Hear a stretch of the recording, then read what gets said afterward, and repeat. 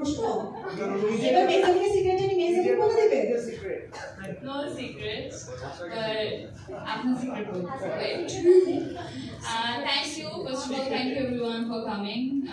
At the busy schedule, sure I know, but you all make time on this day and made it more special for me. It's my birthday and also our film announcement. সবকিছু মিলিয়ে I am really happy and excited.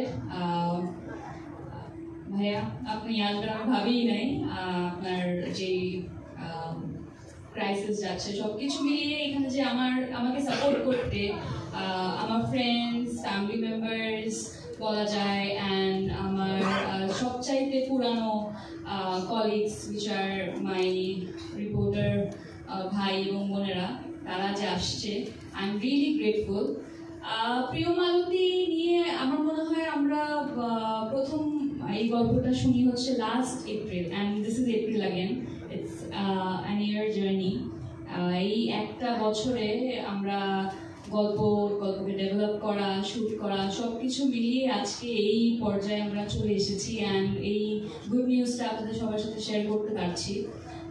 সব কিছু মিলে I am very happy and I hope and believe এই গল্পটা আপনারা যখন থিয়েটারে দেখবেন definitely you will understand what Malati was going through কিংবা what the society actually does or how it affects our lives. So I hope এই জার্নিটা এখন পর্যন্ত আমার জন্য ভালো হয়েছে এবং in future when it releases I'll get everyone's support. Thank you. শুনতে পাচ্ছি না প্রিয় মালতী নিয়ে, কিন্তু তারপরে জার্নি থেকে সবচেয়ে স্পেশাল কোনো মোমেন্ট যদি আমাদের সাথে শেয়ার করার থাকে। ইয়েস, আমার মনে হয় আমি অ্যাজ এ পার্সন আমি আসলে কোনো একটা কাজ করার সময় ওটা নিয়ে খুব বেশি কথা বলতে পছন্দ করি না। আমার ভালো লাগে ওই ট্রেলার কিংবা পোস্টার একেবারে মানে ফুল ফিনিশ হওয়ার পরে দর্শক দেখবে। So that is exciting for me.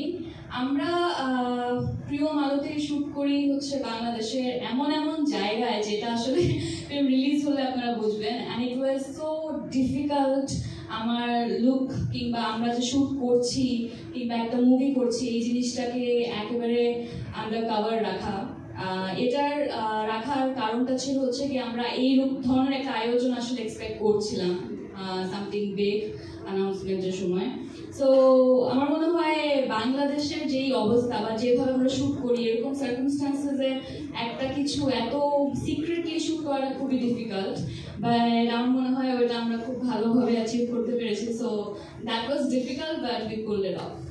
নিশ্চয়ই অসংখ্য ধন্যবাদ। মঞ্চে আরেকটুকু তারাতে অনুরোধ করছি, সেই সাথে রেখে দিচ্ছি চরকি থেকে রেজন রনি, প্রেম পার সেকেন্ড থেকে আদনান রাজীব এবং নির্মাতা শঙ্খদাস গুপ্তকে মঞ্চে আমন্ত্রণ জানাচ্ছি।